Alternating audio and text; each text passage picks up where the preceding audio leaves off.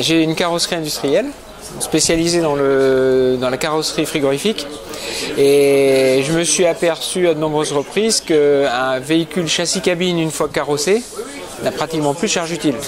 Suivant certains, dès que les carrosseries un peu lourdes, il vous reste 300 kg, 400 kg et ça ne permet pas à l'utilisateur en fait, d'exploiter correctement son véhicule. Et c'est un jour en fait justement un véhicule frigorifique qui n'avait que, il lui restait 150 kg de charge utile parce qu'il avait un haillon à l'arrière.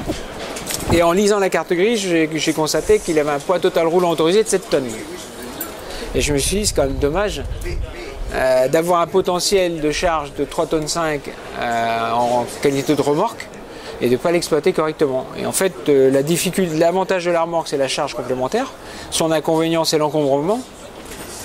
L'encombrement général, quand la remorque est attelée derrière le véhicule, et puis la difficulté des manœuvres.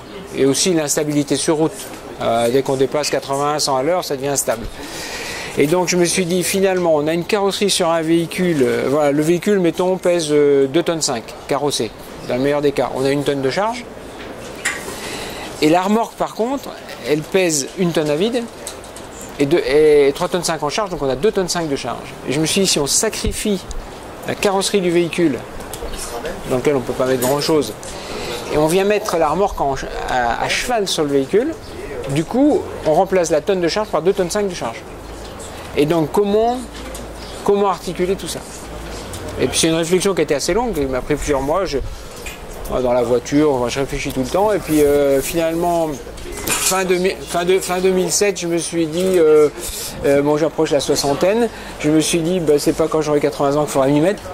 Il faudrait que je m'y mette, donc je me suis dit, allez hop, 1er janvier, j'attaque. Et en janvier 2008, j'ai pris 2 élèves ingénieurs et j'aurais fait un cahier des charges et j'ai fait plancher sur le sujet.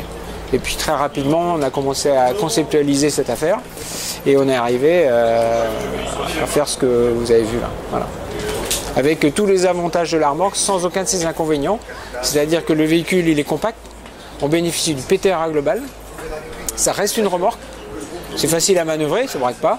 Voilà, tous les avantages et la tenue de route, elle est super. En route, ça file droit. Voilà.